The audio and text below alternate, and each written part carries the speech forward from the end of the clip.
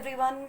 हमने अपने last lecture में बात की थी इलेक्ट्रोलाइटिक सेल के बारे में। गैल्वेनिक सेल कैसे होते हैं, सेल की रिप्रेजेंटेशन क्या होंगी, इलेक्ट्रोड पोटेंशियल क्या है, रिडक्शन पोटेंशियल क्या होगा, ऑक्सीडेशन पोटेंशियल क्या है, how to calculate the standard electrode potential of a cell.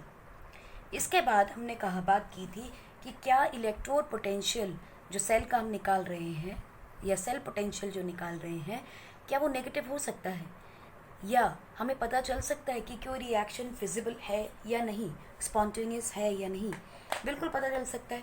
जैसे हम लोगों ने क्लास 11 में गिब्स फ्री एनर्जी की बात की थी, कुछ वैसा ही हम यहाँ भी बात करने वाले हैं। So we will talk about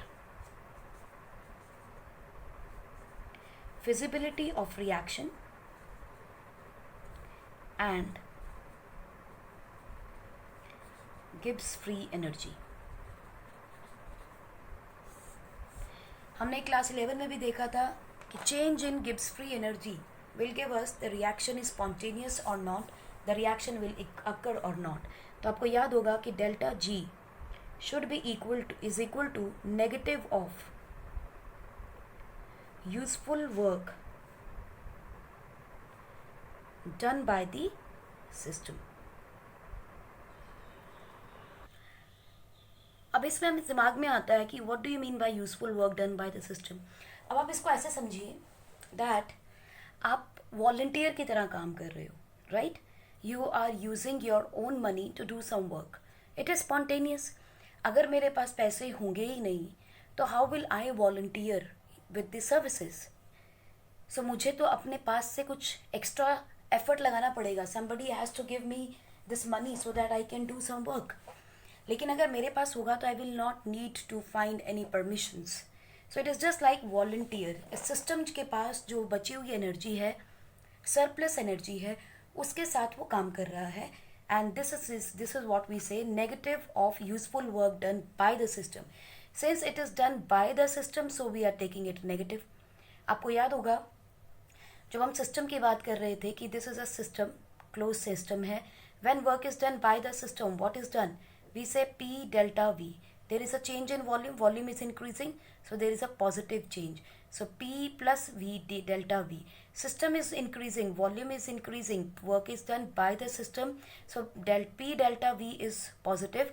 But क्योंकि system काम कर रहा है against the surrounding, so we talk it as negative because system is going to lose its energy. So system is going to lose its energy. That is why we take it negative. So that is why we say that negative of the useful work done by the system is delta G, and if delta G is negative, it means the reaction is spontaneous. So we can say that this means work done by system is positive. क्यों positive है? क्योंकि delta we में positive change आ रहा है, volume is increasing, और system is using its stored energy. अगर stored energy वो use कर रहा है, इसका मतलब उसके पास कुछ ना कुछ कमी आ जाएगी एनर्जी के अंदर। सो वर्क डन क्या है? It is a form of energy. So energy का तो लॉस हो रहा है, लेकिन work done by the system is positive because volume is increasing, correct. So इसीलिए हम क्या कह देते हैं, यहाँ पे हम क्या कहेंगे, delta G will be equal to negative of work done. लेकिन यहाँ वर्क डन कौन सा हो रहा है? Electrical work done. So electrical work done by cell, cell के अंदर अगर केमिकल है और स्पॉन्टेनियस रिएक्शन हो रहा है तो ठीक है, वो रिएक्शन हो रही है, एनर्जी प्रोड्यूस हो रही है।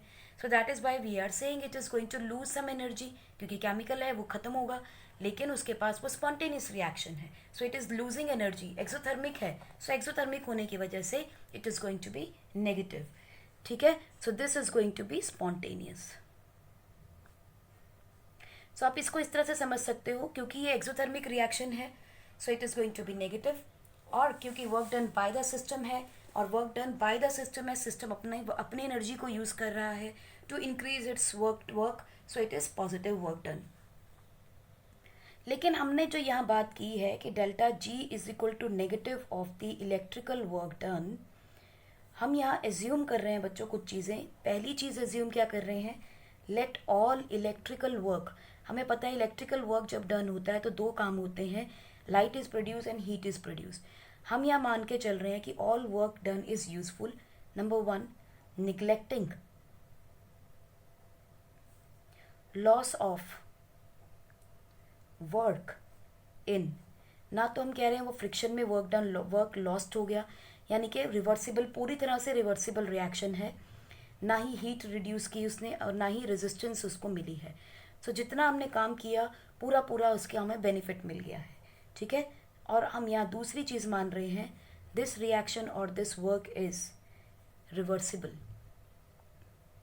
माने देयर इज नो वेस्टेज। हम इस चीज़ को यहाँ एज्यूम करके चल रहे हैं इस पूरी रिएक्शंस के अंदर। So delta G is equal to negative of the electrical work done, which means it is a spontaneous reaction. So electrical work done, बच्चों वैसे वर्क डन क्या होता है, इलेक्ट्रिकल वर्क डन हमने कहाँ पढ़ा था, इलेक्ट्रिसिटी में, क्लास 10 में। वर्क डन के लिए हमने क्या पढ़ा था, potential difference is equal to amount of work done in moving charge from one point to another, यही पढ़ी थी। And what is this, this is the delta V, यानी change in potential difference. So we can say that work done is equal to Q into delta V, लिखा जा सकता है।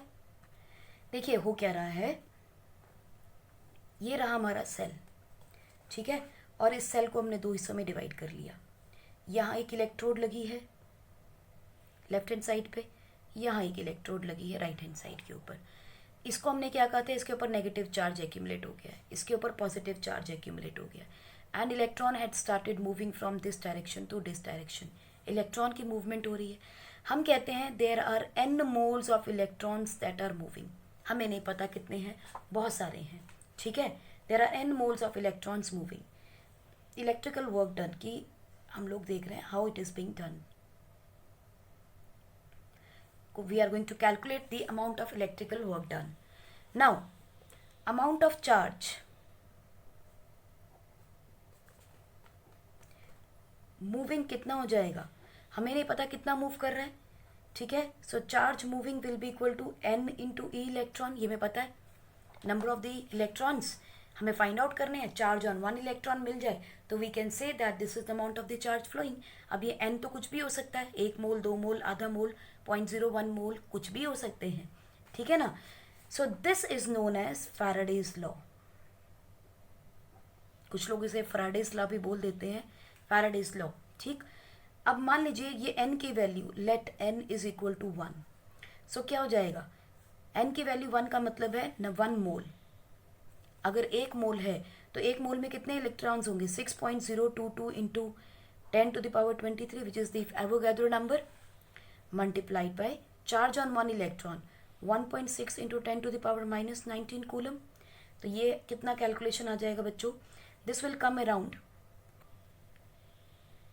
96352 coulomb. लेकिन हमें बहुत सारी बुक्स में इसको एक स्टैंडर्ड फॉर्म 96500 कूलम को यूज़ किया जाता है, which is equal to 1 Faraday. On 1 Faraday it is denoted by 1 F, ठीक है। सो अगर कोई पूछता है कि एक F की वैल्यू कितनी है बच्चों, तो आपको गिवन होगी 96500। अगर गिवन नहीं है तो आपने यही यूज़ करनी है, अदरवाइज क्वेश्चन के अंदर जो भी F की वैल्यू गिवन होगी that will be taken for the numericals, ठीक है। सो हम कह सकते हैं 1 faraday is equal to charge on 1 mole of electrons which is equal to 96500 coulomb, correct. So अगर हम चार्ज कहते हैं 1 मोल के ऊपर, charge on 1 mole is equal to 1 faraday, charge on n mole कितना हो जाएगा, NF, करेक्ट। अब हमें नहीं पता यहाँ पर Q की वैल्यू क्या है, हमने इसको NF मान लिया है, तो हम क्या लिखेंगे, charge will be taken as NF for the calculations. And we know delta V क्या होता है, पोटेंशियल डिफरेंस। पोटेंशियल डिफरेंस हम बैटरी का कैसे शो करते हैं, बाय इट्स वोल्टेज, उसका E cell, EMF of the cell, EMF of the cell will give you delta V. So we can say that delta G is equal to NFE of the cell. Correct? कहानी ठीक है? और हमने ये क्या निकाला है? This is the work done, electrical work done. और हमने क्या कहा था? Delta G is equal to negative of the electrical work done. Hence we can say that delta G is equal to minus N F E of the cell. Correct? ये condition clear हो गई. if electrode potential is under standard conditions, माने 1 molar concentration या 1 atmosphere pressure या 25 degrees Celsius, which is equal to 298 Kelvin, then E of the cell is equal to E naught of the cell. Correct? So can we say, then we can say delta G naught yani Gibbs free energy under standard conditions is equal to NF E naught of the cell and negative. Correct? Now अगर ये negative रहे यानी कि अगर E of the cell बच्चों positive हो जाए, अगर E of the cell positive होगा तभी डेल्टा G नेगेटिव होगा और तभी ये रिएक्शन स्पॉन्टेनियस होगी. That is why we said कि अगर EMF of the cell positive आता है तो वो रिएक्शन स्पॉन्टेनियस होगा क्योंकि डेल्टा G नेगेटिव रह जाएगा. और अगर EMF of the cell negative आए तो देखिए नेगेटिव नेगेटिव कैंसिल हो जाएगा, डेल्टा G पॉजिटिव हो जाएगा. And for delta G positive, the reaction is not spontaneous. So hence we can say from here that if the EMF of the cell is positive, that reaction or that cell will be spontaneous. एक question करके देखते हैं, हमें इसकी और clarity हो जाएगी. Question is, find delta G naught and predict feasibility of cell. अब यहाँ से मुझे पता है कि अगर डेल्टा G नेगेटिव आ जाए रिएक्शन के लिए तो वो स्पॉन्टेनियस हो जाएगी और उसके लिए चाहिए E naught cell. E naught cell क्योंकि N भी हमारे पास कांस्टेंट है, F भी कांस्टेंट है, तो सारी मुद्दा किस पे अटकता है आके? E नॉट F के ऊपर. तो रिएक्शन आपको दिया है Zn2 plus copper 2 plus and Cu at standard condition. Standard condition के ऊपर. और आपको गिवन है E naught Zn2 plus Zn is equal to minus 0.76 volt and E naught Cu2 plus Cu is equal to 0.34 volt. ठीक है, तो यहाँ से हम पहले क्या देखेंगे? For the reaction to be spontaneous, delta G is equal to minus NF E naught of the cell. यही है डेल्टा G मेरा. Now, N मुझे पता है, इस रिएक्शन में कैसे कैलकुलेट करेंगे? Zn plus Cu2 positive gives us Zn2 positive plus Cu. So कितने का चेंज हो रहा है? 2 इलेक्ट्रॉन्स का. सो इट मीन्स N की वैल्यू क्या है? 2. मिल गई N की वैल्यू. F की वैल्यू गिवन नहीं है, so we will take 96500 coulomb. No problem. Now come E not of the cell. E not of the cell कैसे कैलकुलेट कर रहे थे? E not of right hand side minus E not of left hand side या E not of cathode minus E not of anode. अब E not on right hand side क्या है? Copper. Copper का देखिए क्या है? 2 प्लस से Cu reduction, Zn plus से Zn रिडक्शन, दोनों में रिडक्शन हो रही है. इसका मतलब ये दोनों में क्या गिवन है? स्टैंडर्ड रिडक्शन पोटेंशियल्स गिवन है. तो कुछ भी नहीं करना अब तो हमने.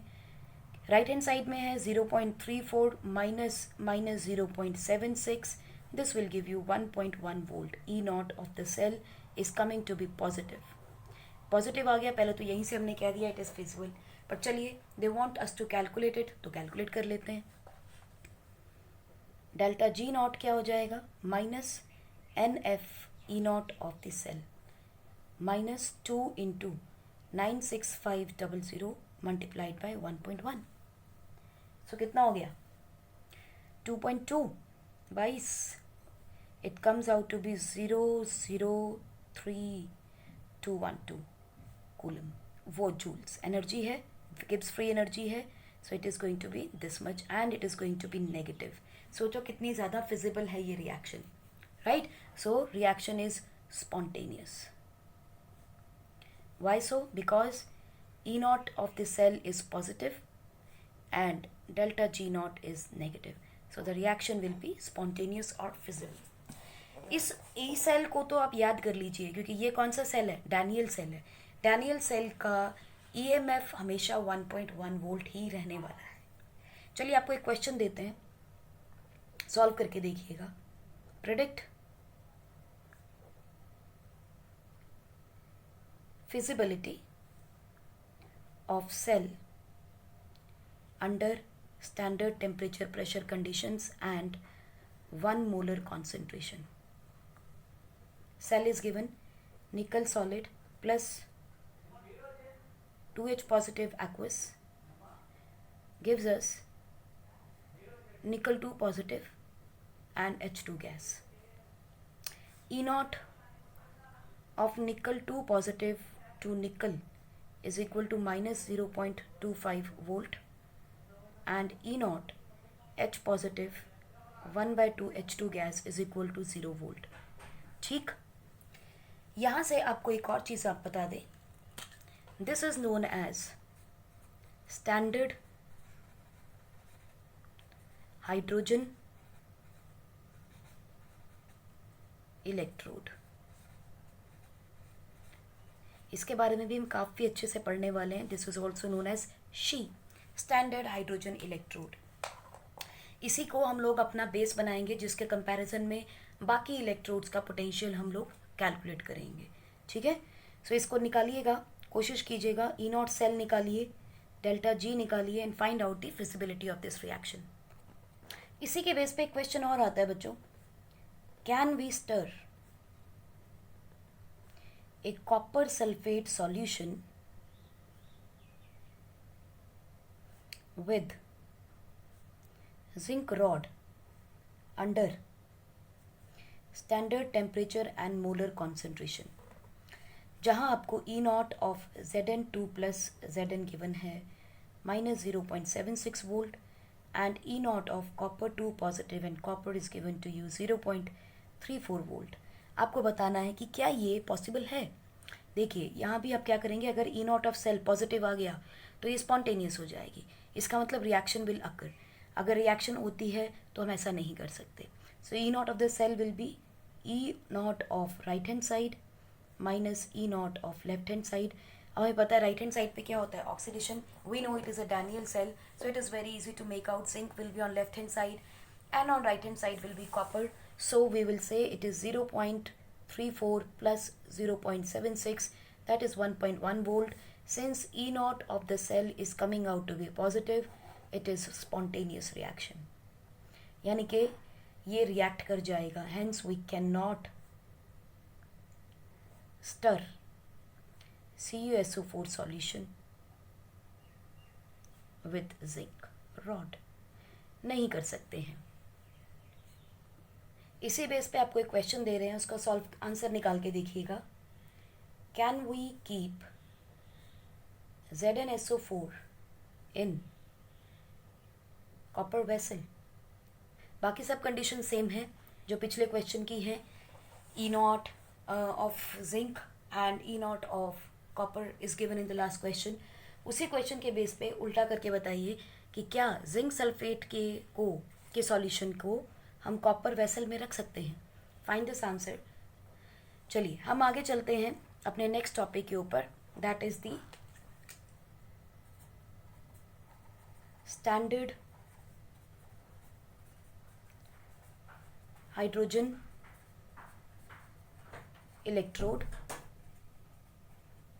जिसे कि हम लोग नॉर्मल हाइड्रोजन इलेक्ट्रोड भी कहते हैं। दोनों नामों से इसे जाना जाता है। Commonly use is she. देखिए इस इलेक्ट्रोड की कुछ खासियत हैं। It is a gas ion electrode which is different from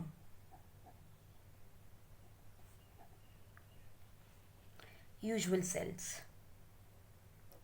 पहली चीज। दूसरी खासियत क्या है इसकी? it is a reference electrode as set by IUPAC। ठीक। फॉर एग्जाम्पल मान के चलिए, जैसे हम कहते हैं कि E not of copper two positive to copper is 0.34 volt है, या हम कहते हैं E not of Zn2 plus with Zn is equal to minus 0.76 volt है। तो ये हमने क्या किया है? We have compared, it is as compared by SHE. जैसे हम लोगों ने एटॉमिक मास यूनिट्स के लिए कार्बन के आइसोटोप को लिया था, that 1/12 mass of C12 isotope is going to be 1 U, और उसके कंपैरिजन में हम बाकी सबका एटॉमिक मास निकाला था। सिमिलरली यहाँ पे हम शी को स्टैंडर्ड बनाएंगे और बाकी सबका इलेक्ट्रोड पोटेंशियल उसमें से निकालेंगे। Third important thing is it can act as both cathode as well as anode half cell। Number 4 which is very important, ध्यान रखिएगा उसका, it is standard reduction, its standard reduction potential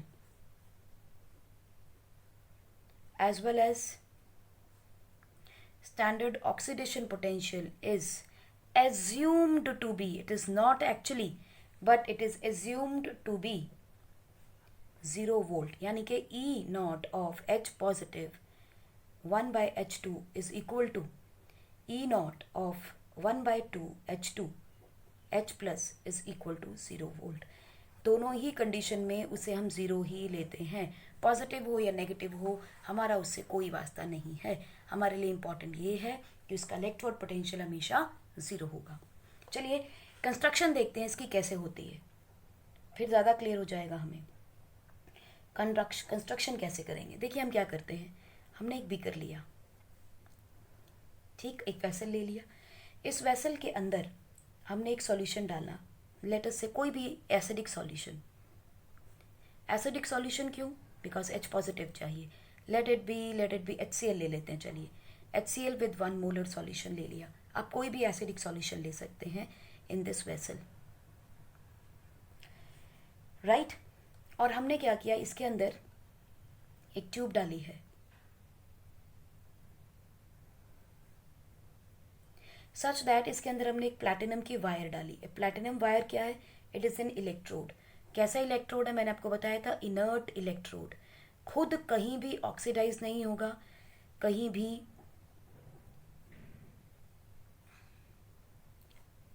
reduce नहीं होगा, ठीक है। इनर्ट इलेक्ट्रोड है platinum की, because it is not going to participate in the reaction, so no participation.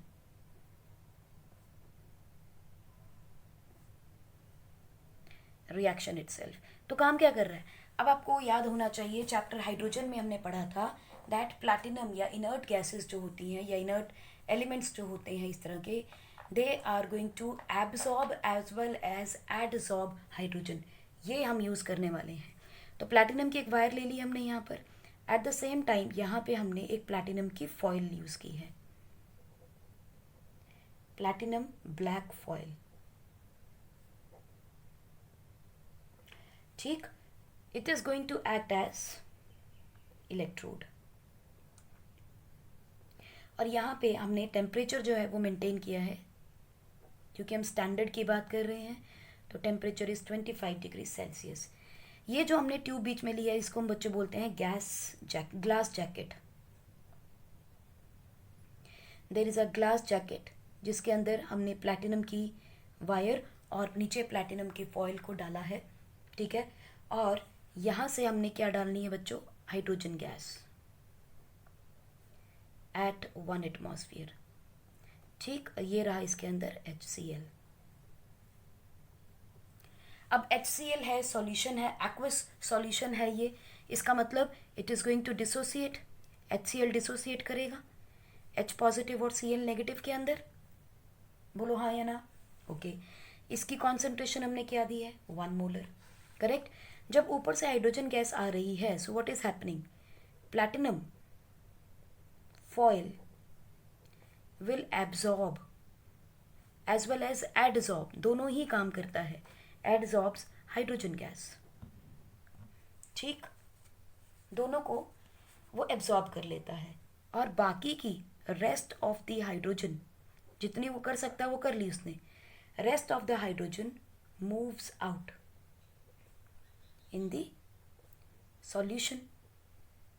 अब ये देखो क्या होगा, यहाँ से हाइड्रोजन गैस निकल रही है और ऊपर की तरफ जा रही है, यहाँ से निकल रही है और ऊपर की तरफ मूव कर रही है, correct. Hydrogen gas is moving outward in the solution. So आप देखोगे near platinum foil an equilibrium is established,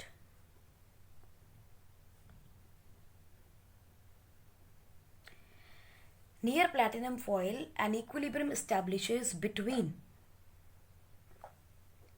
hydrogen gas and hydrogen ion, जो कि सॉल्यूशन में थे, वहां एक इक्विलिब्रियम बन जाएगा, ठीक है। इस समय पे क्या हो रहा है, इक्विलिब्रियम बन गया, यानी कि H पॉजिटिव आयंस भी आ गए और इलेक्ट्रोड के पास भी हाइड्रोजन गैस भी वहाँ एसोसिएटेड है। So negative and positive ion यानी कि एक पोलैरिटी क्रिएट हो गई, क्योंकि सॉल्यूशन के अंदर क्लोराइड आयंस भी हैं और H पॉजिटिव आयंस भी हैं। हाइड्रोजन गैस ऊपर से आ रही है, ये जितनी एब्जॉर्ब की कर ली, उसके बाद बाहर निकल गई। कुछ आयंस H पॉजिटिव के बने हैं, कुछ हाइड्रोजन गैस बनी है, दोनों में एक पोलैरिटी क्रिएट हो गई, क्योंकि ये पॉजिटिव आयन है, ये न्यूट्रल है। तो जो न्यूट्रल है वो पॉजिटिव के कंपैरेटिवली हम इसे नेगेटिव मान लेते हैं, because we are talking about comparison. So what is happening? Standard hydrogen electrode potential जो है it is working as an anode of the cell यहाँ पर, क्योंकि एनोड पे क्या होता है, oxidation, hydrogen is converted into H positive ion. So 1/2 hydrogen gas is going to produce H positive ion. So यहाँ पर it is working as an anode. हम एज्यूम करके चल रहे हैं कि चलिए इसको मान लिया एनोड है। सो अगर मुझे इसको लिखना हो तो मैं क्या लिखूंगी, electrode of this anode, electrode potential of this anode will be written as, platinum के पास क्या है, हाइड्रोजन गैस, किस प्रेशर पे है, 1 एटमॉस्फेयर पे है, it is being converted into H positive ion, वो कहाँ है, एक्वस में है। मोलैरिटी क्या है, 1 मोलैरिटी या C मोलैरिटी, कॉन्सेंट्रेशन कुछ भी हो सकता है, करेक्ट। सो इस इलेक्ट्रोड पोटेंशियल का हमने जो पोटेंशियल माना है IUPAC ने, that has been considered as 0 volt by IUPAC. Assume किया है जो भी इसका पोटेंशियल बना होगा हमने उसको 0 मान लिया है, क्योंकि यहाँ एक इनर्ट इलेक्ट्रोड पड़ा है which is not going to participate in the reaction. तो जो पोलैरिटी यहाँ क्रिएट होगी that will be not very high, और उसे हमने 0 एज्यूम कर लिया है। और IUPAC ने कहा है कि इस इलेक्ट्रोड पोटेंशियल को 0 वोल्ट मानकर बाकी को इसके कंपैरिजन में खड़ा कर लो, कहीं पर ये एनोड का काम करेगी और कहीं पर ये कैथोड का काम करेगी। अभी हमने देखा कि ये अगर एनोड पे काम करेगी तो कैसा होगा, हाइड्रोजन से H पॉजिटिव बना रहा है, यानी कि ऑक्सीडेशन हाफ था। अब चलिए हम मान लेते हैं इसको शी को एट कैथोड देखते हैं। कैथोड पे क्या होती है बच्चों, रिडक्शन, ठीक। रिडक्शन का मतलब है H positive ion will form 1/2 of H2 gas by gaining 1 electron, और अगर यहाँ 2 इलेक्ट्रॉन को गेन कर लिया जाए तो आपको क्या मिल जाएगी, hydrogen gas will be liberated. तो this is going to be reduction half, ठीक। इसको लिखेंगे कैसे हम लोग, H positive aqueous with C molar concentration is going to form, platinum के ऊपर हाइड्रोजन गैस को लिबरेट करेगा, क्योंकि प्लैटिनम ने सिर्फ और सिर्फ हाइड्रोजन गैस को रखना है अपने पास, हाइड्रोजन आयंस को नहीं रखेगा, ठीक है। सो हाइड्रोजन गैस कहाँ पहुंचेगी, प्लैटिनम के ऊपर। सो वहां पर ये it is going to react as cathode और reduction. So H positive will be converted into 1 by 2 H2. This will be equal to again 0 volt. This has been assumed. Correct? चलिए एक क्वेश्चन देखते हैं कि इसका मतलब क्या बनता है. Standard electrode potential at 25 degrees Celsius for H2SO4 aqueous 0.05 molar with platinum H2 gas at 1 atmosphere. This is the cell it has been given to you. आपको बताना है कि स्टैंडर्ड इलेक्ट्रोड पोटेंशियल क्या होगा इस रिएक्शन पे. तो हमें पता है H2SO4 है. It is a diprotic acid. It is going to form 2H positive and SO4 2 negative. इसकी कॉन्सेंट्रेशन है 0.05 मोलर. 2 हैं तो 2 इंटू 0.05 हो जाएगा. That is 0.10 molar. करेक्ट. ये क्या मिल गई? H पॉजिटिव आयन की कॉन्सेंट्रेशन. अब हमें पता है कि इक्विलिब्रियम के ऊपर जब ये कॉन्सेंट्रेशन 0.10 मोलर आई है तो इसको कैलकुलेट करने के लिए भैया हमारे पास कुछ ना कुछ तो चाहिए. देखिए अब यहाँ से एक नई चीज़ आती है that E is equal to E0 minus 2.303 RT upon N F log to the base 10 of K equilibrium. Correct? This is equal to E0 minus 2.303 RT upon N F log to the base 10. इसको कैसे लिखते थे? Product की molar concentration upon the reactant की molar concentration raise to power their stoichiometric coefficients. ठीक. E0 of the cell क्या होगा? Standard होगा. E0 ऑफ द सेल किसका है? हमें इसका निकालना है. सो ये क्या आ जाएगी? देखिए अगर हम R की वैल्यू पुट करें, देखो जहाँ भी एनर्जी की बात आ जाए, ये बड़ा कन्फ्यूजन रहता है बच्चों. अगर एनर्जी की बात आ जाए तो क्या लिखना है, प्रेशर की बात आ जाए तो R की वैल्यू क्या लेनी है.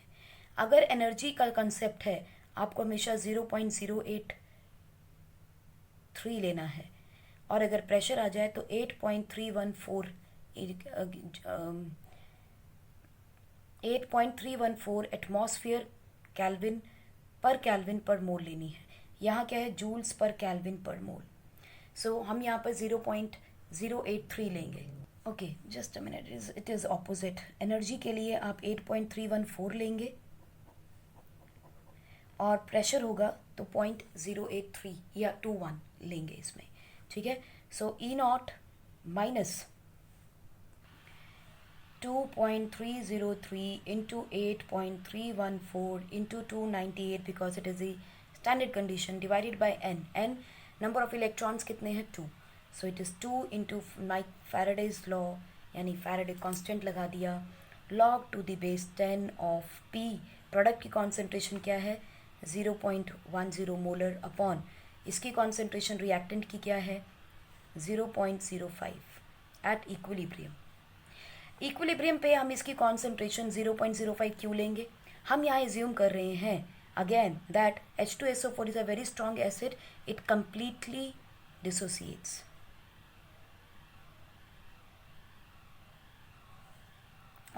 और कंप्लीटली आयोनाइजेस. सो हमने क्या देखना है यहाँ पे कि H पॉजिटिव जो है it is going to convert into H2 gas by gaining 2 electrons.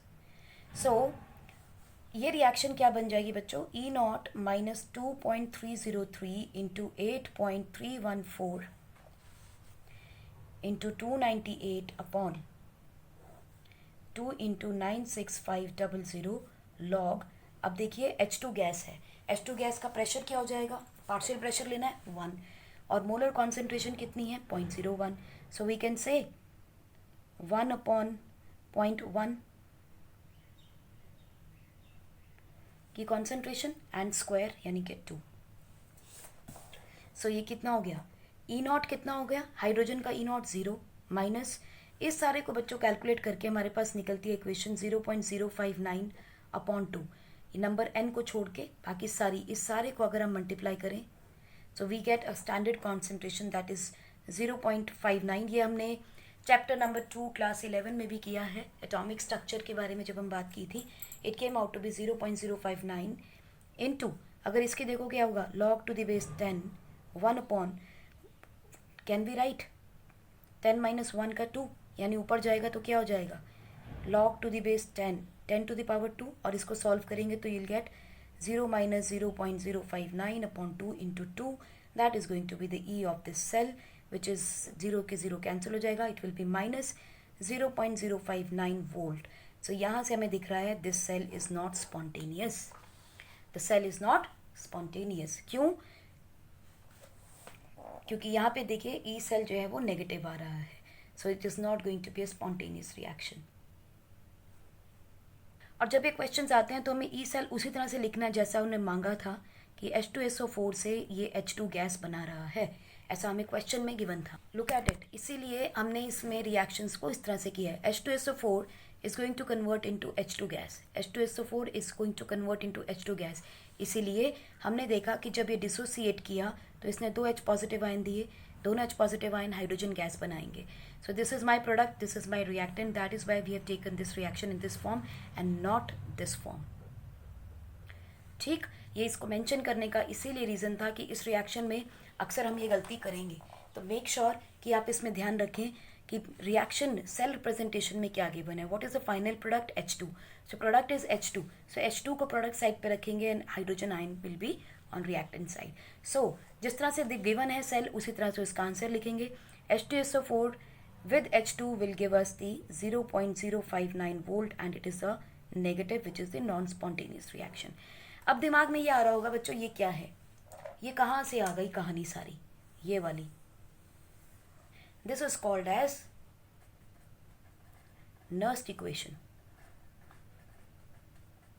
बहुत सिंपल है, देखने में भारी भरकम लग रही है, अभी देखिए बहुत सिंप्लीफाई हो जाएगी. This is the Nernst equation. Before we do the Nernst equation हम बस स्टैंडर्ड हाइड्रोजन इलेक्ट्रोड पोटेंशियल का, इलेक्ट्रोड के कुछ यूजेस, कुछ इंपॉर्टेंट पॉइंट्स समझ लेते हैं. Then will move on to the Nernst equation. Let's look at uses of standard hydrogen electrode potential to determine standard electrode potential of other elements.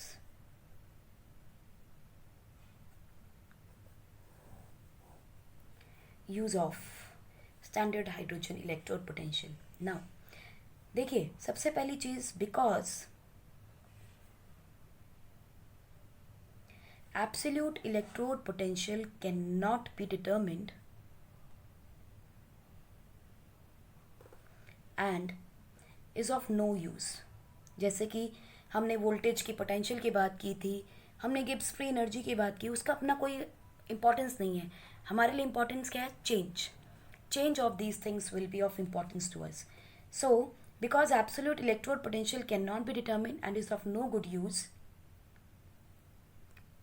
we need to complement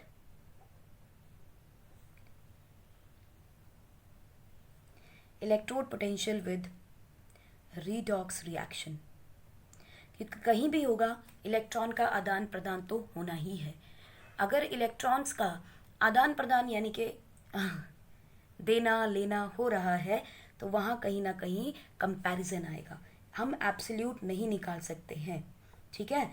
We find relative electrode potential with respect to She, क्योंकि हमें पता है कि She का electrode potential अगर हम reduction देखें तो भी ज़ीरो है, ऑक्सीडेशन देखें तो भी ज़ीरो है, ठीक. तो इसीलिए हम इसके रिलेटिव निकालते हैं. Number 3, connect the given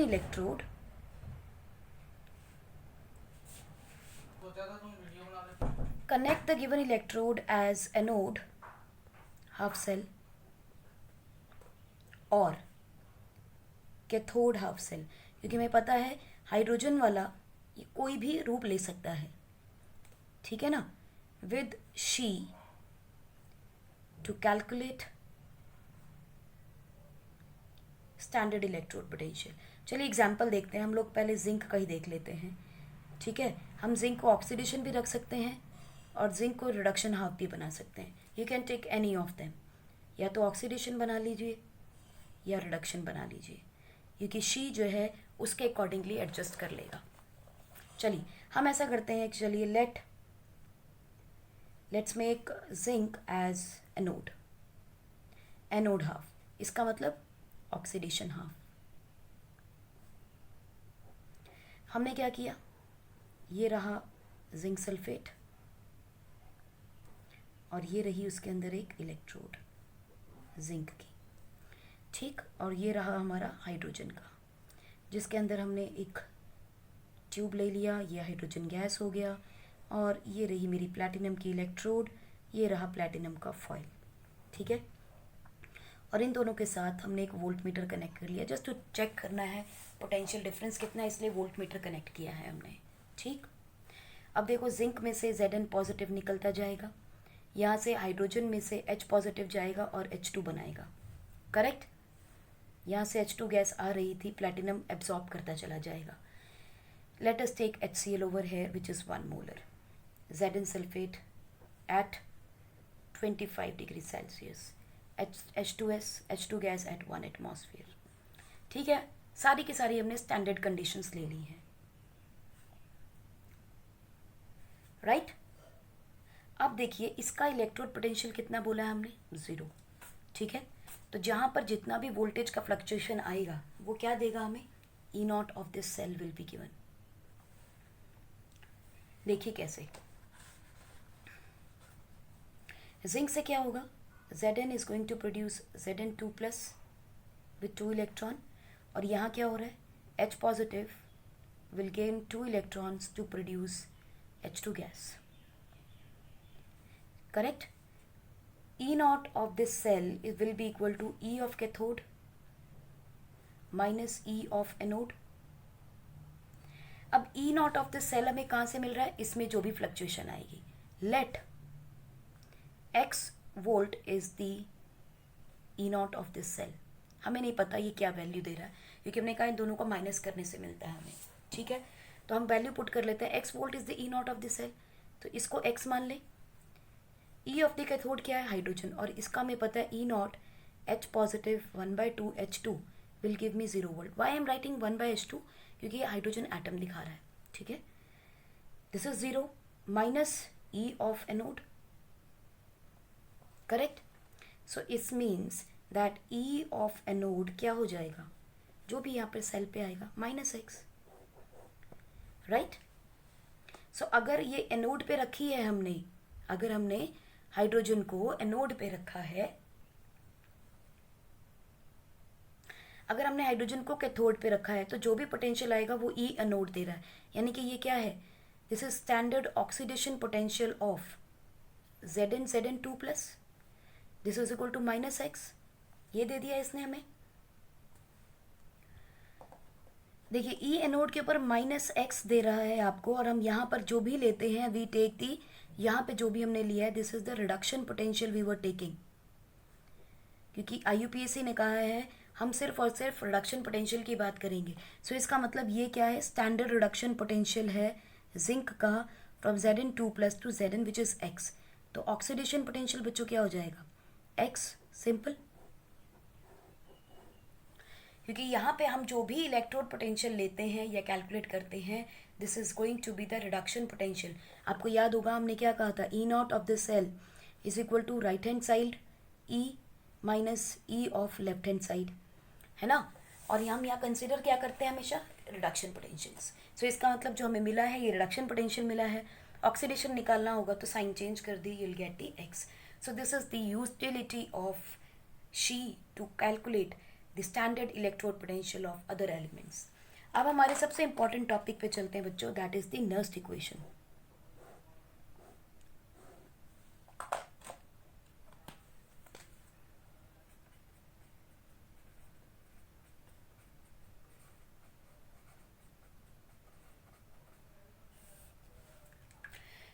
Nernst equation, देखिए नर्स्ट इक्वेशन के अंदर आपको इक्वेशन समझ में है, डेरिवेशन बहुत आसान है जो मैं आपको बाद में कराती हूँ।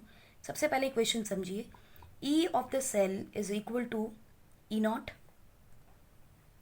Minus 2.303 R T divided by N F log to the base 10 of product upon reactant raised to the power their stoichiometric coefficients. ठीक, ई नॉट क्या है हमें पता है, standard electrode potential, standard electrode potential at 1 molar concentration. What is this R? This is the gas constant. What is this T? Standard temperature, or not just the standard, we'll talk about the temperature of this reaction.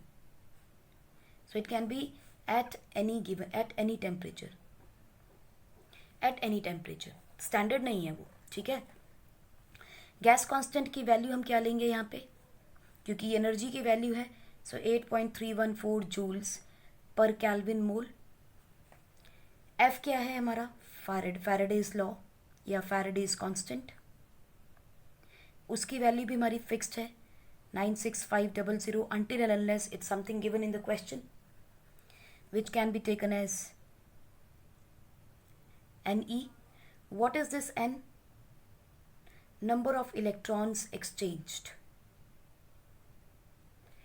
Number of the electrons exchanged. Correct?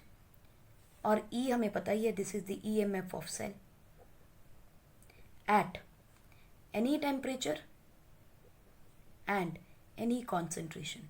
Standard नहीं है, standard क्या है, E nought. Correct, this is the Nernst equation. अब चलिए देखते हैं आगे कि ये log टू द बेस 10 का क्या लेना देना है. बच्चों, जब भी हम इलेक्ट्रोड पोटेंशियल कैलकुलेट कर रहे हैं तो आपको याद होगा हम कैलकुलेट कर रहे थे at equilibrium. At equilibrium we calculate electrode potential. Correct. Also at equilibrium Kc की वैल्यू, हम K की वैल्यू क्या लिखते थे, product upon reactants raise to the power their stoichiometric coefficients. और अगर हम कहें एट एनी टाइम अगर निकालना हो रिएक्शन के अंदर, इन रिएक्शन अगर आपको कॉन्सेंट्रेशन निकालनी हो तो we will use to write quotient. Quotient is product की स्टोइकियोमेट्रिक कोएफिशिएंट अपॉन आर की coefficient at any concentration and any time in the reaction, not at equilibrium.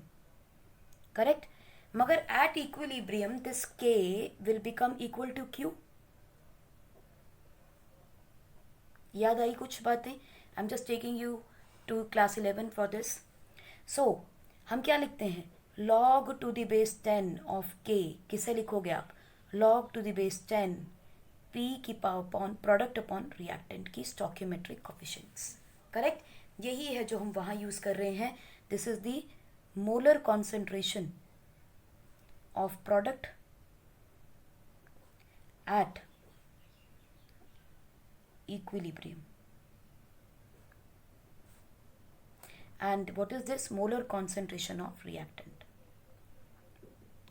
Correct. So अगर मुझे एक रिएक्शन मिल जाए कि A is going to give let us say 3B, so K की value क्या लिखोगे आप, B की पावर 3 अपॉन A की पावर 1.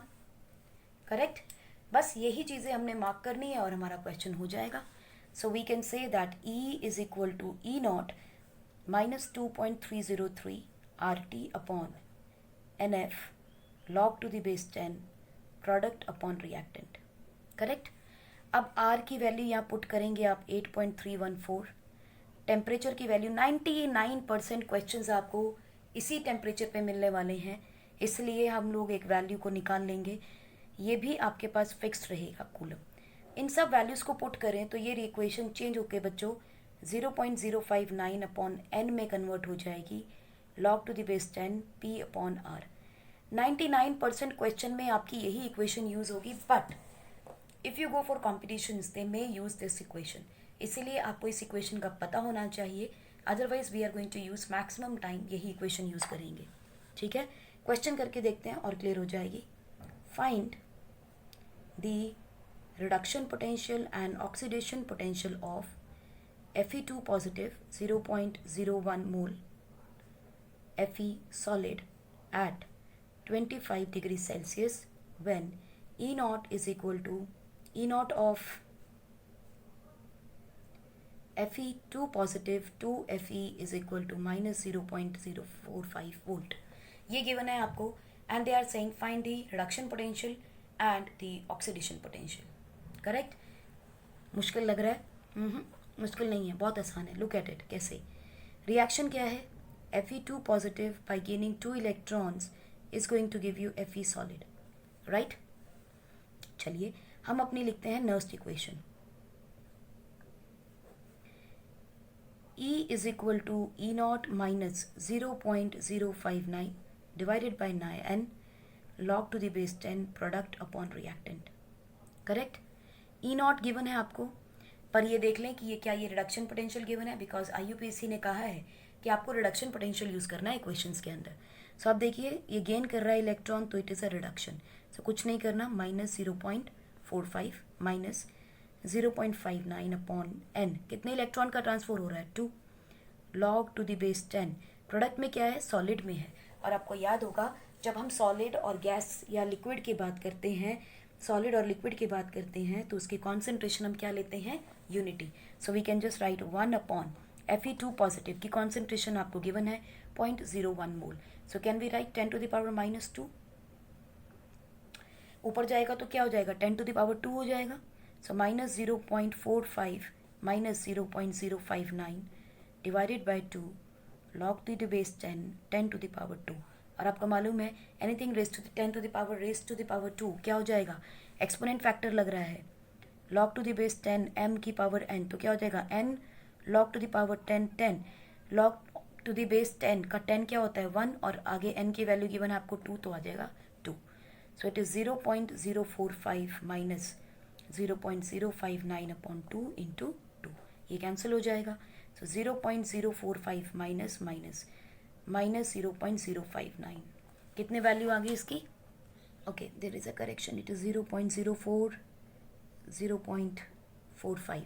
सो कितना आ जाएगा? 9550/5. So it is going to be 0.59 volt, but कैसा? नेगेटिव में. सो इसका मतलब आप यहाँ से ये भी कह सकते हो कि this equation is not feasible. Practically it is not a spontaneous reaction. लेकिन ये क्या है? E cell. ई सेल तो गिवन है. आपको क्या मिला ये ई सेल में? क्या ये रिडक्शन है या ऑक्सीडेशन है? आप क्या निकाल रहे थे? रिडक्शन पोटेंशियल निकाल रहे हो आप. ई नॉट सेल गिवन है, ये रिडक्शन गिवन है. अगर आपको पूछा जाए सेल का आप ऑक्सीडेशन पोटेंशियल बताइए, तो साइन चेंज कर दीजिए. 0.509 volt will be the oxidation potential.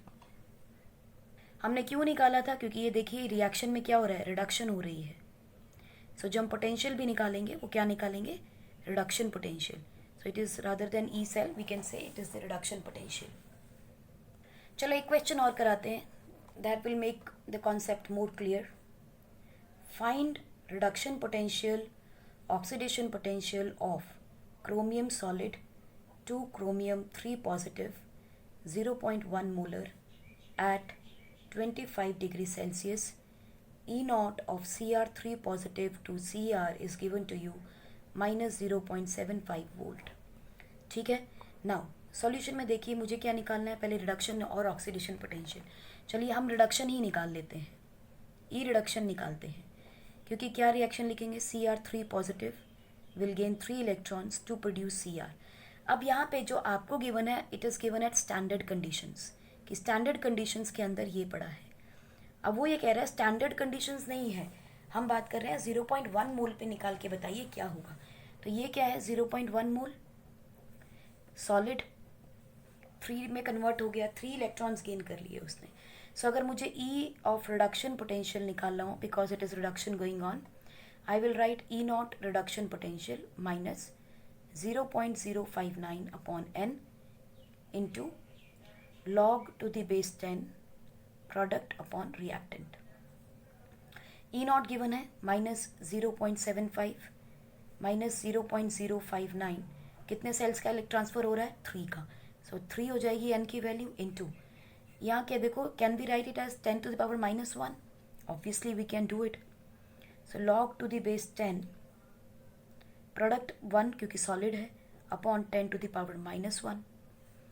So we will write minus 0.75 minus 0.059 upon 3 into log to the base 10, 10 की power 1.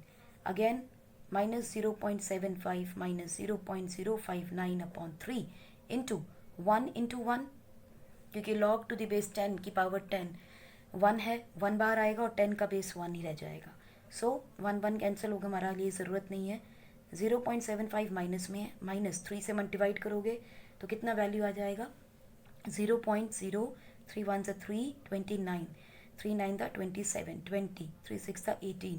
So it is going to be कितना आएगा? 6 9 6 7 4 and 2. Okay, 0.7696 volt is the reduction potential minus में. और electrode का oxidation potential कितना हो जाएगा? 0.7696 volt. Again let me just emphasize, don't think कि पॉजिटिव इलेक्ट्रोड पोटेंशियल सिर्फ और सिर्फ ऑक्सीडेशन पोटेंशियल का होता है, नेगेटिव रिडक्शन पोटेंशियल का होता है. ऐसा नहीं है, प्लीज मेक श्योर. ठीक है, दोनों के आंसर्स मिल गए.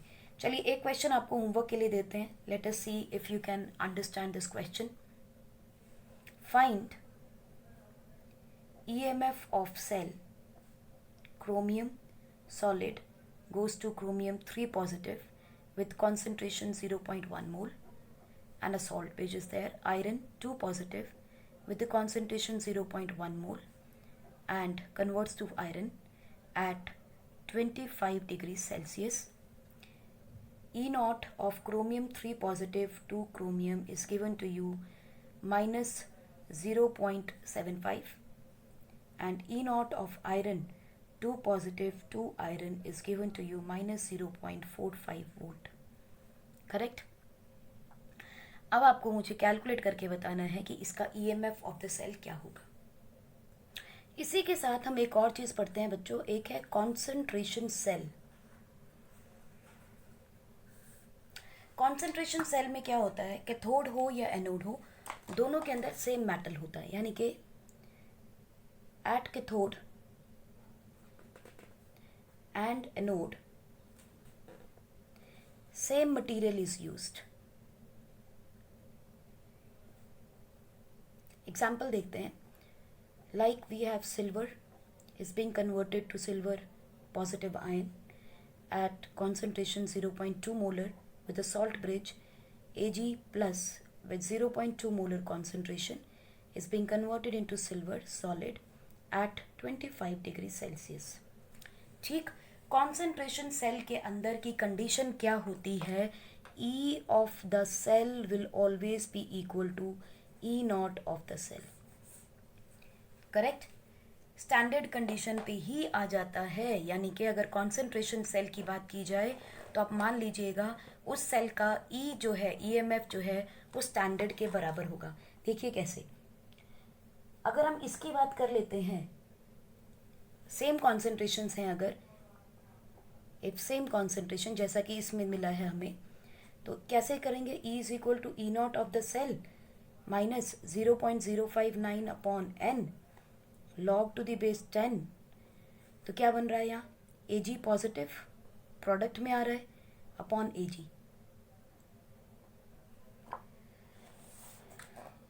Ag पॉजिटिव क्योंकि इसका तो हमने लेना नहीं, दोनों की कॉन्सेंट्रेशन भी सेम है तो ये कैंसिल हो जाएंगी.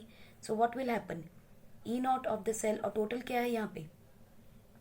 Total number of electrons move जो कर रहे हैं, कुछ भी हो, क्योंकि जब ये कैंसिल करेगा तो ये 0 हो जाएगा. So this is going to be 0.59 upon n multiplied by 0 because log to the base 10 of 1 is equal to 0. ये 1 आ रहा था. सो इसका मतलब E of the cell will become equal to E not of this cell अगर concentration same है. But if concentrations are different,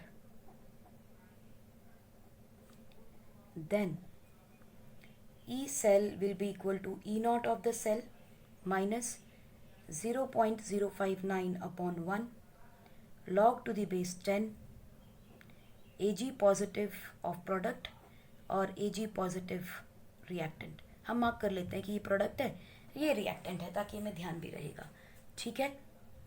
अब concentration change कर लेते हैं. Let us say let Ag positive concentration in products is 0.2 molar or that of reactant is 2.0 mol.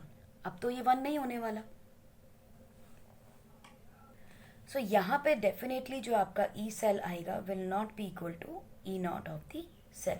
सो इसके आप calculations कर सकते हो. ठीक है. So this is the small topic of your concentration cell. अब चलते हैं हमारी डेरिवेशन के ऊपर, जो हमें जाननी है कि ये नर्स्ट इक्वेशन जो है वो बनी कहाँ से है.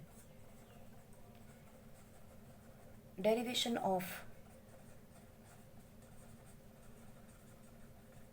Nernst equation. ये आया है बच्चों फ्रॉम थर्मोडायनेमिक्स. आपको याद होगा, थर्मोकेमिस्ट्री भी याद कर सकते हो या थर्मोडायनेमिक्स भी याद कर सकते हो. हमने वहाँ से निकाला है इसको. कैसे? आपको याद है delta G naught is equal to minus N F E not of the cell. Correct. ये तो हमने अभी पढ़ा ही था. और अगर डेल्टा जी लिखना हो तो हम सीधा लिख लेंगे minus N F E of the cell. इसमें भी कोई दिक्कत नहीं है. करेक्ट. ओके. अब हमें थर्मोकेमिस्ट्री से या थर्मोडायनेमिक्स से याद है delta G is equal to delta G not plus 2.303 R T log to the base 10 of K, अगर एट इक्विलिब्रियम है तो. और अगर के की जगह क्यू ले लें तो it can be at any given temperature और at any concentration. So delta G will be equal to delta G not plus 2 plus 0.303 R T log to the base 10 of Q. Correct. अब देखिए delta G is equal to delta G not plus 2.303 R T log to the base 10 product upon reactant. यही है.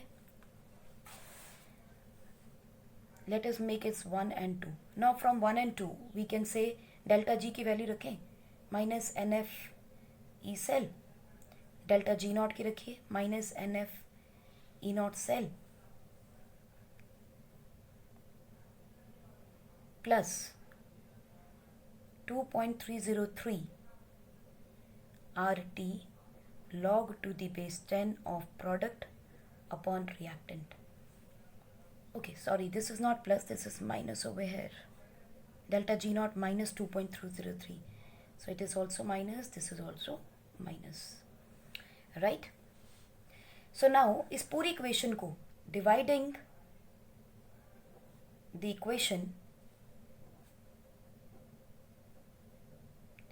3 by NF, पूरी equation को NF से divide कर दिया. सो क्या बन जाएगा? E cell is equal to E naught cell. Okay, this is plus only, sorry, it's can not be minus, it has to be plus. Minus minus plus 2.303 R T upon N F log to the base 10 product upon reactant. Correct. Now taking negative common, तो क्या बना दोगे आप?